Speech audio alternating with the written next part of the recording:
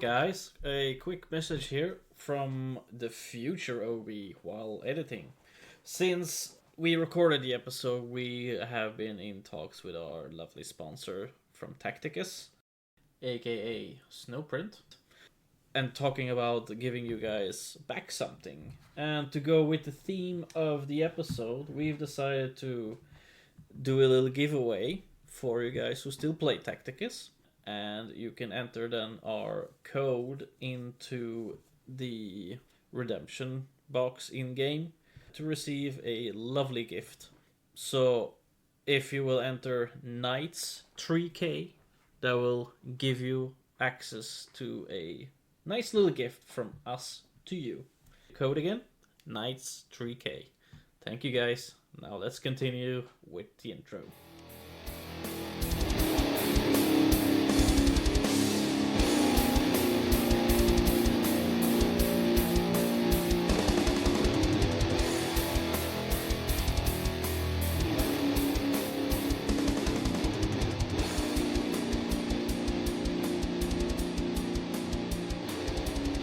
Hello and welcome to Tonight's The Hobby Table. I'm one of your hosts, Blake, here with my wonderful, magnanimous, and Elfian host, Oberon. How are you, buddy? Yes, I am good today. Every time we do this, I ramble and you're just like, yes, hello, it is I. Like, every time. I feel like it's just me. I don't know what I need to say. Like, you already introduced yourself like so good. Why am I supposed to do it again? It's like, oh yeah, hey buddy, Obi, what's up? You know, g'day. Oh, come on. You know? We know that it's you carrying these episodes. Oh, come on, man. I feel like, though, your face, when I do one of those off-the-cuff intros, your face turns to, like, a loading symbol on a thing. And you're just like, what did he just say about me? Was that complimentary? Do I swear at him? Kinda, yeah. Usually it's like, knife, well, he's not wrong, but... well. I usually forget what I was said about you by the time the intro's over, so, you know. What's going on, man? You doing alright? Oh, yeah, it's good. It's good. I was just doing some cleaning, and I don't know if you heard, but I've actually managed to finish off my commission for Midson. Oh, well, that's wild. That's wild. Really wild. And right? Truly topical, given what we're talking about today. That's right, guys. You're here. It's a bonus episode, guys. Another one. And we're talking about, it's a faction focus. We're talking about the Dark Angels and a few of their notable characters. Yeah. So, yeah, to celebrate Oberon finally finishing Midson's commission, here we go. Honestly, it might just be the cherry on the top for him to talk a little bit about his favorite Chaos Legion. Not only did I finish the commission, but we made an episode about it. Exactly. Just to give him a little bit, you know, a nice touch of it. Just a bit of a spicy meatball. Yes, exactly. A Swedish meatball wrapped in Australian hot cum. That's right. That's all we got here, because it's too hot to not have hot cum. Anyway. Yes. Anyway, Obi, why don't you let us know a little bit about who the Dark Angels are, bro? Oh, the Dark Angels. They are... Oh, well, let's get into this one. Yeah, but the Dark Angels, they are one of the founding legions of the Adeptus Astartes for the Imperium of Man. So, contrary to many's belief, these guys are actually on the good side. Ah, come on, mate. There is no good guys in Warhammer. Yeah, that's true. Well, you're talking about the Tau. Yeah, I was just gonna say the Tau. they're the goodest, but still not very good. But they're not filthy heretics. And that's what's important. Yeah, but some exactly. of them are. Yes. They have a few secrets up their sleeve. But they were in fact the first legion to be rediscovered by the Emperor after, the whole Primarchs thing. They got spread out into the galaxy. So that was after Anakin slayed the younglings, right? Correct, yes. Order 66, yes. Spread them all out. Got it, cool. Yeah. But I understand this universe. I think if you want any kind of more information about that whole event, maybe you should listen to Lorehammer.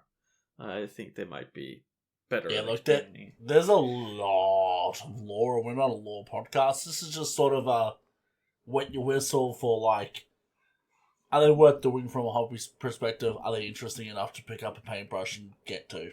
We're not lore masters by any means, but Mark and Eric are, so go listen to that. Exactly. But a little bit of more information about these guys is their home planet is Caliban. And before they were discovered, it was a planet infested by the great beasts, which they're talked about quite a lot in the Horus Heresy books. How they go at it with slaying these beasts and making like whole rituals about this stuff. Right. It's very knightly, isn't it? Like It resembles a little bit the slaying of a dragon back in the night times. But these great beasts, they are said to be mutated by forces of chaos, because the planet, or the whole system of Caliban actually, is quite close to the Eye of Terror. So, Caliban, so there is... Very close to the butthole, so it got a bit of stank. I got it. Exactly. So, I think this might be why the Dark Angels could have been a little bit, infected, or it might have been easy for them to fall a little bit to chaos. Yeah. yes. There might have already been a little seed ingrained, but yeah. Well, I think it's pretty easy for most Space Marine legions to fall to chaos, but these guys, they have a particular bit of trouble with it. Yes, they very much struggle with a little bit of heresy here and there. A little bit of struggle with the old heresy. Yes. Very much. Yeah, so. Sweet. So, I think the thing, like, anyone that's familiar with Warhammer will know this, but anyone that's sort of new or won't, in the pre-heresy days, like, some Space Marine legions had completely different color schemes to what they do after the heresy. So, the Dark Angels before the heresy, they were like black with sort of like lead belcher sort of trims, from what I've seen, accents and stuff like that. Very very dark, if you will. Not very angel-like, but they sort of look a bit like the Black Templars, I guess, in that way. Like that vibe. But after the heresy, they swapped out to, in my opinion, a much better colour scheme. A dark emerald green, almost like a forest green, really rich green. It's not like it's very rich. And they have red lenses, like in their helmets, and white heraldry, usually like a white angel sigil or what have you. Red highlights that are common too. Like I've seen people do, like the shoulder pad edging, red, just for a little bit of extra flavour, a little bit extra whatever. I don't know if that's canon, but it's a very common choice, Red, whites, blacks, very common with these guys. Their heraldry is basically a sword with angel wings each side of it. You find it on most there, like on the shoulder pads. They also tend to really rock the robes, and I can't remember what those things are called, but they're basically the dick flaps. What do you call that? A tasset? Like, what do you call that? The dick flap? Anyway, they tend to wear like bone-coloured dick flaps quite a lot, and hoods and stuff. They're very ornate, they wear a lot of jewellery and things like that. Very common. The Deathwing Terminators, so this is like their Terminator guys, they actually uniquely wear bone-colored armor. And that's actually apparently to sort of pay homage to their predecessors for some various great deeds that they did. I think it was in regards to gene stealers or something. There's a few different stories there, but basically they're like, oh, predecessor good. We must be good too. Paint armor like bone. So that's basically what they did. Yeah. I'll let you take that one over since you've typed that in. I don't know what the fuck a Raven Wing is. Well, it's kind of like different companies, really, that you're talking about. The Deathwing, they're usually mostly Terminators. And then you have also a division called the Raven Wing. Are they the guys on the bikes? Yeah, these are the bikers. And usually these guys, they're still rocking the black.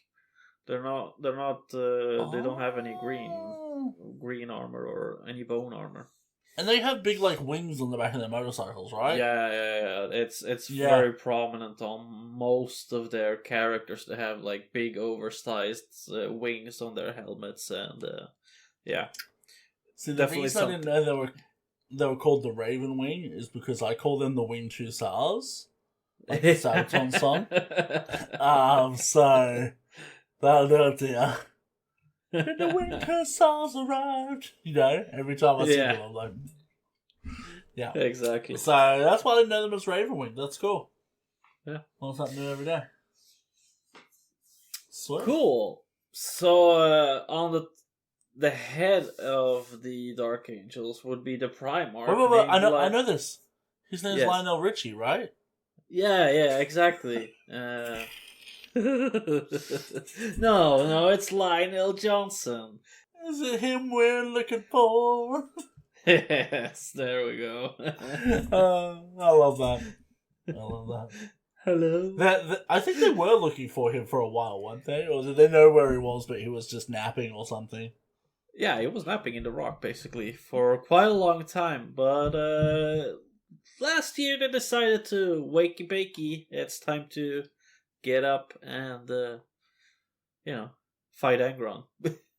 Fight Angron. He is angry. Yeah. So please fight. Angry Ron. Oh, no. Angry Ron. Why have I never thought of that before? That just killed me. I saw. I'd be angry too if my name was Ron. It's Leviosa. Oh, fuck, dude. Oh, we gotta stop recording these so late night. I can't hold my shit together. Anyway, as you were saying. Yeah, so Lionel Johnson is their Primarch. When he decided to fall into the big sleep, there's a few different characters who decided to take up after him. Also, he kind of the Dark Angels have this thing called the Inner Circle. It's their most loyal members of the chapter, basically, that know all the dirty little secrets. So, they know about the heretics. They know, and they actively hunt them to, because they don't want their secrets to get out. Whatever the secrets are. Yeah. Alright, but there is quite a few unique characters in the Dark Angels. We're gonna be discussing two of them at least, because, as you all know, we both still play a little bit of Tacticus every now and then, and, the Dark Angels are the characters that are recently added. So you can fight for Asmodai right now, actually. So that's. I think it just ended, but it's pretty cool. I got on board with those missions actually. I've been playing every day. It's pretty fun. Yeah. I had fun. I didn't get too far with it, but I got fuck too. Yeah, it was fun. There's a few extra missions here to do. So yeah. It was good loot though. Like even besides Asmodee, it was good loot. Like just getting the boxes and shit. So I was like, yeah. The boxes are really good to get when it's those kind. I think that was an event similar like that when the Mechanicus released, and I just raking in the gold basically. All the gold. All of the gold. Sweet. Alright. Yeah. Well, the first guy we're going to talk about is a dude named Azrael. Now, like, you might pick up, these are all, like, little Bible-y names and stuff here. Azrael and, those sorts of things. They're all, like, but not Belial. Like... Yeah, they're all, like, demon and angel names, so it's kind of pretty cool, I think. From, like, a mythological point of view, more so, than, like, a religion point of view, because that's how I view that, but... So yeah, he's the Supreme Grand Master. Basically, before Mr. Lionel Richie resurrected, he was the boss man of the chapter, and now he's the successor of the Primarch. So he's the only one that knows like all of the little bad shit that goes on, the dirty little secrets, like how much they owe at the tab for the strip club, and all that sort of stuff. Like who took Sherry home? Yeah, exactly. Where the bodies are hidden. Who tipped off a little bit too much? Yeah, exactly. What Kakashi Hatake's face actually looks like. Anyway. But he's one of those motherfuckers. He's always got like a secret agenda on his mind, like plans for plans for plans. And that mostly though revolves around him hunting the fallen. He has two of the most, like chapter's most venerated relics in his possession as well. The Lion Helm, worn by the Lion himself, and the Sword of Secrets, the foremost of the most fabled Heavenfall blades, which were created by a meteorite that struck the rock. So rock struck rock, make rock sword. Rock sword good for rocking worlds and killing things. Yes, especially fallen. Yes. Yes. I feel like swords are good at killing anything. So yes, definitely. Yes. It kind of really depends how hard you swing it. And how good it is of a sword, exactly. So, that's cool, though. I think that's really interesting, Yeah. Cool character. I think he's got some cool drip, Yeah. Got some riz. I got to paint the metal one and the plastic one for Mitsun. And, oh, yeah? Yeah. His model was really cool. Especially with the little Watcher in the Dark dude that's carrying either the helmet or he's carrying the sword scabbard. Oh, that's the name. I see what you mean. He's a tiny little guy. Look at him. He's adorable. It's actually such a sick model. Yeah, it's really cool. I really like the lion model as well. It's very cool. It's not like Reboot Gilliman's, which is so overly flashy. So much trim on it. Like I do want to paint my Gilliman though. Yeah, for real. It's a cool model, but I think this suits the Dark Angel theme a little bit better. The way I think Lionel is. See, my question is though. And you might not know the answer to this, I'm just throwing it there. If he has the helmet of the Lion, and it's like a Mark IV Space Marine one, then what helmet does the Lion have? Because he has a helmet option as well. But don't you know that all the heroes in Warhammer 40k, they don't need helmets? Yeah, but I don't normally like the way they look, so I feel like, the helmet option is usually the better option. Like, I would not run Robuti Gilliman without a helmet on, because that dude is fucked in the face. But the Lion looks handsome, though. He looks like Tyrion Lannister. Not Tyrion, Tywin Lannister. Yes, exactly. I don't know, man. I don't know. He's rocking that mustache. He's rocking the mustache. I feel like they shouldn't have made him look quite like as much of an old man. He should have had the nice flowing long hair and that. The 30k version. Well, not even 30k. They could have aged him, but like the long hair, I feel like was pretty central to his look. Made him look like a German knight, you know, like a Black Forest sort of dude. Yeah. Anyway. Cool. Yeah, let's move over to Asmodai. He is the master interrogator, chaplain for the Dark Angels. And he is also the leader of the Grim Order of Heretic Hunters. Heretic Hunters, you say? Yes. For the Fallen.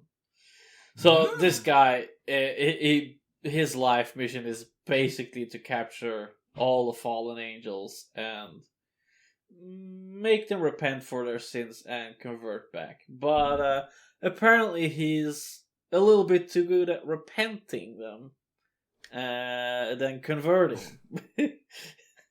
Because he's only converted 2 of them angels back.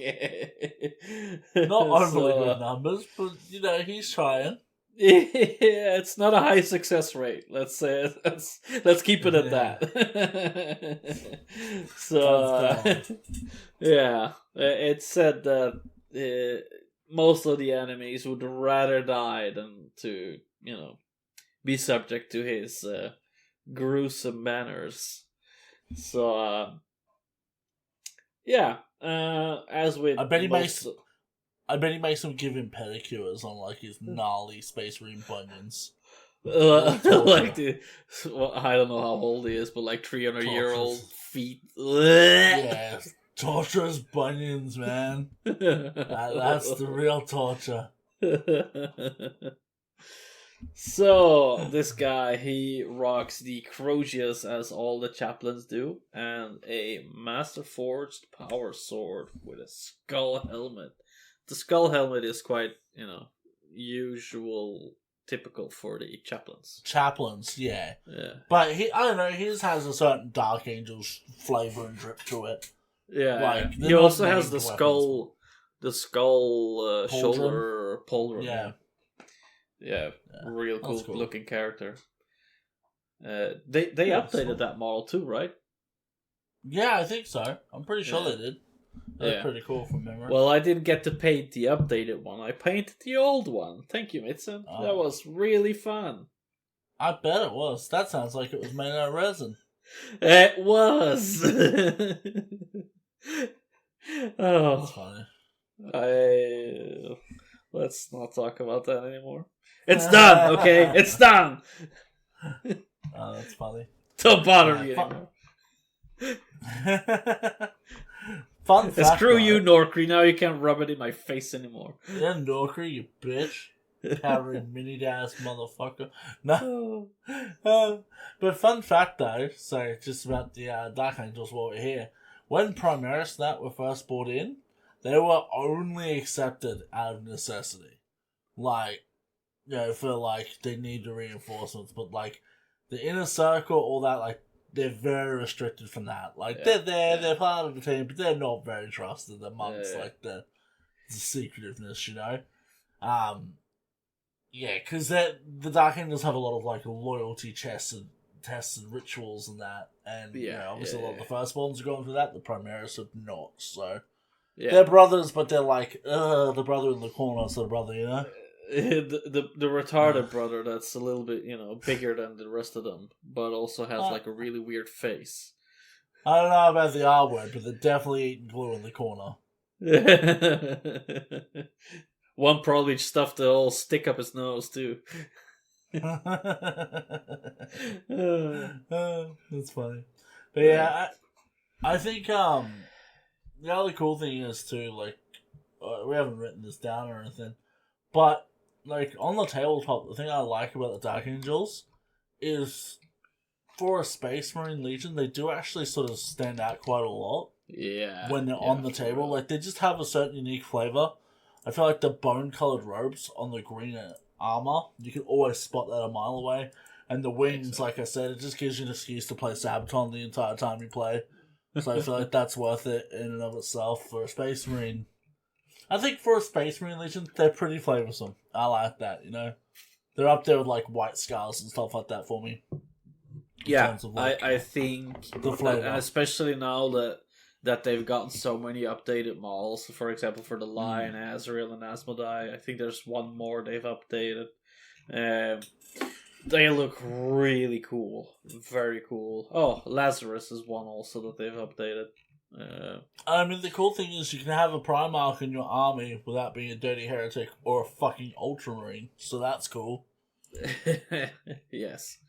No, I think they're very cool model range and a lot of options to like really make them unique.